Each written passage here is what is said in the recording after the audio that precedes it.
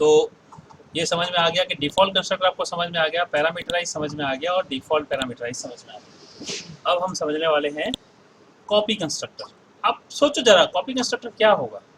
आपके हिसाब से क्या होना चाहिए कॉपी कंस्ट्रक्टर? थोड़ा लॉजिक लगाओ, दिमाग में बताओ मुझे क्या होना चाहिए कॉपी कंस्ट्रक्टर। क्या होना चाहिए?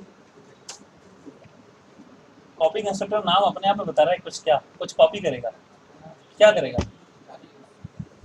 एक, हाँ, डिफॉल्ट वाले नहीं, एक ऑब्जेक्ट की वैल्यू दूसरे ऑब्जेक्ट, S1 S2 बनाया ना, तो S3 is equal to S2 या S3 के ब्रैकेट में S2, यानी S2 की जो वैल्यू है ना वो सारी S3 में आ जाए, यानी ऑब्जेक्ट से ऑब्जेक्ट कॉपी करना हो, राइट, उस केस में हम लोग यूज करते हैं कॉपी कंस्ट्रक्टर। और खास बात इसे लास्ट में और बताऊंगा, मस्त जोरदार, ये पूरा हो जाए लास्ट में देखो मस्त चीज बताता हूँ। अब कॉपी कंस्ट्रक्टर बनाते हैं। कॉपी कंस्ट्रक्टर कैसे बनेगा? तो ये भी स्टूडेंट ही है, ठीक है ना। अब स्टूडेंट है तो क्या, अब ये इसके अंदर जो पास करेंगे एक स्टूडेंट का ऑब्जेक्ट आएगा, स्टूडेंट के अंदर स्टूडेंट का ऑब्जेक्ट और उसका रेफरेंस, ठीक है। अब यहाँ क्या करेंगे, अब ये जो कर रहे थे हम, इसको कॉपी कर रहा हूँ, यहाँ पेस्ट करूंगा, है तो वही चीज ना, ऐसा ही करना पड़ेगा। अब रोल नंबर की वैल्यू कैसे आएगी? Roll number is equal to क्या लिखूंगा मैं? क्या लिखना चाहिए? Roll number is equal to what? जो एस का होगा, एस का क्या होगा, एस का क्या होगा, एस की क्या प्रॉपर्टी है? देखो ये कर पा रहा है, एस करो access S dot roll number, समझ गए। तो यहाँ क्या देंगे? एस डॉट नेम, और यहाँ क्या देंगे? एस डॉट जेंडर, यहाँ क्या देंगे? एस डॉट एज, यहाँ एस डॉट स्टैंडर्ड, और यहाँ एस डॉट मार्क्स। ये हो गया कॉपी कंस्ट्रक्टर। अच्छा आप चाहते हो नहीं थोड़ा मुझे थोड़ा सा चेंज करना है, परिवर्तन करना है, तो क्या करना है? जो रोल नंबर है +1 कर दो उससे, कॉपी होकर एक और हो जाएगा। आपको अगर करना हो तो, नहीं तो करते नहीं है जनरली, ठीक है। कॉपी कर रहे हैं तो हम कॉपी करेंगे, चेंज क्यों करेंगे? कॉपी कर रहे हैं तो कॉपी करेंगे ना, चेंज नहीं करते जनरली। हम कुछ भी कर सकते हैं, आपको बता रहा हूँ, ठीक है। अब इसको हम कैसे कॉल करेंगे? How we are going to call it, how we are going to invoke. अच्छा कंस्ट्रक्टर को इन्वोक होता है बता दो, कॉलिंग नहीं। तो ये S1 दे दिया, S2 दे दिया, S3 के ब्रैकेट में पास करूंगा S2। अब शो डेटा, देखो पहले शो डेटा में तीनों हटा देता हूँ, कंपाइल करते हैं, कोई एरर नहीं है, रन करते हैं, क्या आया? Default parameterize constructor invoke, default parameterize और कॉपी कंस्ट्रक्टर, ठीक है ना। अब ये अगर खाली कर दूंगा, अब देखना, अब ये अगर खाली कर दिया तो क्या आउटपुट आ रहा है?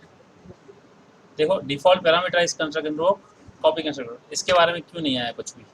हटा दिया क्या ऊपर से मैंने? देखो अब ये देखो, ये यहाँ से इन्वोक नहीं हुआ तो कहाँ से हुआ? क्या हुआ इसका? इसका क्या हुआ? What about this? क्या आना चाहिए था इधर? डिफॉल्ट कंस्ट्रक्टर ना। आपने वार्निंग पढ़ी ध्यान से? वार्निंग पढ़ी? राइट, इसका समझने के देखो, ये वार्निंग किस चीज़ के? वार्निंग देखो, यहाँ पे कंप्यूटर क्या कंफ्यूज हुआ कि अगर मैंने वैल्यू कुछ भी नहीं डाली तो let me change some value, let us test it here. यहाँ 101 है ना, 1001 कर देता हूँ, यहाँ एज को हम 25 कर देते हैं, क्लास हम यहाँ पे 12 कर देते हैं, 12 25 कैसे होगा फिर? 18 होगा ना। यहाँ मार्क्स हम 50 कर देते हैं, ठीक है। अब चेक करते हैं कि ये वैल्यू, यहाँ S1 की वैल्यू देखते हैं, ठीक है। S1 dot show data, S1 में कौन सी वैल्यू आती है? देखो कंपाइल करते हैं, देखो एरर आया, राइट। S1 डिक्लेयर किया तो बेसिस क्यों कर रहे हैं? देखो क्या आया? छोटे डेटा, छोटे डेटा में गलत कैसे हो सकता है? सर S1 डिक्लेयर किया तो उसमें कोई वैल्यू ही नहीं दे रहा, तो वैसे बता दो ना। हाँ सॉरी, देखो अब ये क्या आया? Ambiguous. What's the meaning of ambiguous? अगर आप एम्बिग्विटी का वर्ड देखोगे इंग्लिश में तो इसका मतलब आएगा कंफ्यूजन। अब कंप्यूटर कंफ्यूज हो गया, पहले तो नहीं हो रहा था, अभी क्यों कंफ्यूज हो गया? क्योंकि पहले मैंने सब में वैल्यू सेम रखी थी ना, सेम यही वाली वैल्यू इधर लिखी थी, हाँ, है ना, इसलिए कंफ्यूजन नहीं था, चलेगा। हम्म, अब ये कंफ्यूज हो गया कि इसने कुछ नहीं दिया है, तो डिफॉल्ट वैल्यू तो यहाँ भी दे के रखी है इसने, कि मैं डिफॉल्ट वैल्यू ये लूँ या ये लूँ,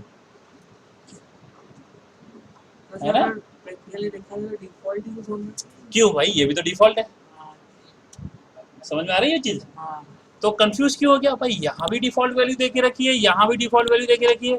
अब कंप्यूटर तो कंफ्यूज का मतलब वो करेगा नहीं, वो एरर देगा, भाई मेरे को नहीं समझ में आ रहा आप कहते क्या। हम्म, अब मैं यहाँ तो यहाँ से एक वैल्यू कम कर दूँ, तो यहाँ करूँगा तो दूसरा एरर देगा, हाँ, और या तो यहाँ से वैल्यू कम कर दूँ हाँ, तो फिर ये आएगा, हाँ, ठीक है, और या फिर ये पूरा ही गायब कर दूँ, हम्म, है ना।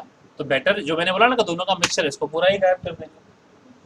जैसे ही पूरा गायब कर दिया तो इसकी खत्म हो गई रिक्वायरमेंट। हाँ, अब ये कोई कंफ्यूजन नहीं आएगा, इसको देखो कोई कंफ्यूजन नहीं, आउटपुट भी आ गया, मार्क्स 100 परफेक्ट जो भी था, हाँ, ठीक है, देखो आ गया आउटपुट भी, डिफॉल्ट डिफॉल्ट कॉपी कंस्ट्रक्टर, हाँ, ओके। जो रह गया था मेरे को अभी दिमाग में आया, वो क्लियर कर दिया।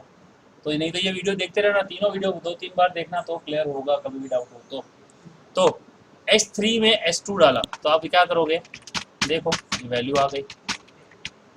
अब इसके बाद खास बात बताने वाला हूँ मैं, मस्त वाली, देखो आ गया, कॉपी हो गया सेम टू सेम। हाँ, अब ये कंस्ट्रक्टर जो काम कर रहे हैं, हम ये C++ का लेटेस्ट वर्जन यूज़ कर रहे हैं। अगर आप ये वार्निंग देखोगे तो ये वार्निंग है, राइट, क्योंकि ये C++ का लेटेस्ट वर्जन है, इसलिए वार्निंग दे रहा है, पुराने वर्जन में ये एरर नहीं देता,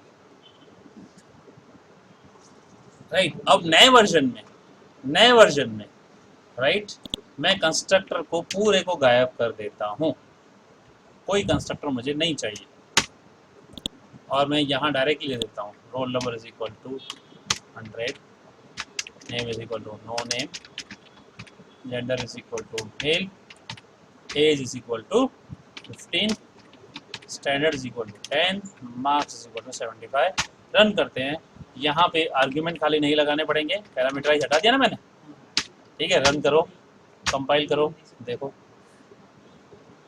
this is because of the new version of C++ we are using, यहाँ कंस्ट्रक्टर की जरूरत ही नहीं है। लो और बोलो, समझे? लेकिन हर जगह तो नया नहीं है, ठीक है।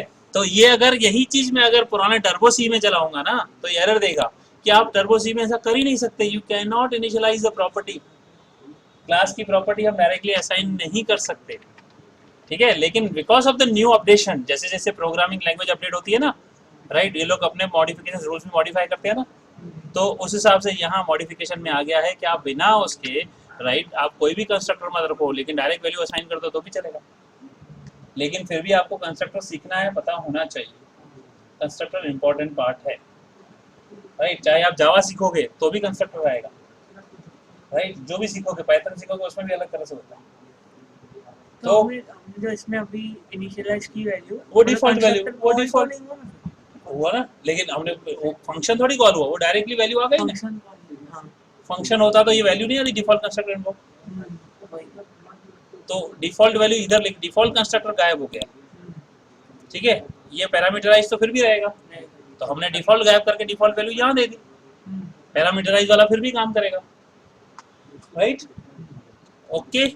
ये था ऑल अबाउट कंस्ट्रक्टर। अब कोई क्वेश्चंस हैं तो पूछो और बताओ, नहीं तो फिनिश करूँ मैं,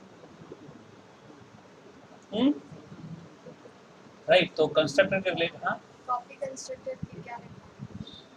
कॉपी कंस्ट्रक्टर जो मैंने बताया कि हम यहाँ पे ऑब्जेक्ट से दूसरे ऑब्जेक्ट में वैल्यू कॉपी इनिशियलाइज करते हैं। कई बार होता है ना कि हम क्या करते हैं, integer x is equal to y लिखते हैं ना, इसके ऊपर लिखा होता है इंटीजर y की कोई वैल्यू इनपुट ले ली, राइट, सी इन करके y कर दिया, और बाद में हमको जरूरत पड़ती है कि भाई हाँ मुझे y की वैल्यू x में integer x equal to y कर लेते ना, तो ये क्या कर रहा है, ये भी कॉपी कंस्ट्रक्टर ही है।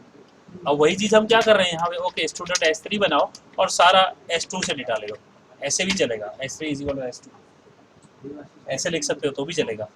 कॉपी कंस्ट्रक्टर डालने की जरूरत नहीं, क्या डालने की जरूरत है, मतलब कॉपी कंस्ट्रक्टर का फंक्शन बनाने की जरूरत नहीं है ना, कंस्ट्रक्टर अगर तो S3 S2 अभी तो मैंने आपको बोला ना, आप नहीं बनाओ कुछ भी, अभी मैंने आपको क्या बोला, आप कुछ भी नहीं बनाओ तो भी चलेगा, ये तो सारा बता दिया ना, पैरामीटराइज्ड मैंने हटा दिया है, स्टूडेंट कॉपी रखा है, ये रखा है, पैरामीटराइज को रखता नहीं हूँ। हम अगर टर्बो सी में करते हैं स्टूडेंट s3 x2 और कॉपी कंस्ट्रक्टर चलता है। फंक्शन नहीं करते चलता नहीं डिफाइन करते तो एरर आता है, डिफाइन नहीं करते तो एरर आता है, डिफाइन नहीं करते तो आता है। ठीक है, ओके। और कोई क्वेश्चंस? अब इसके रिलेटेड कुछ प्रोग्राम्स हैं जो मैं आपको दे देता हूँ, वो करो, और आप लोग भी इसके सारे प्रोग्राम लिस्ट में आपको नीचे लिंक में डाल देता हूँ।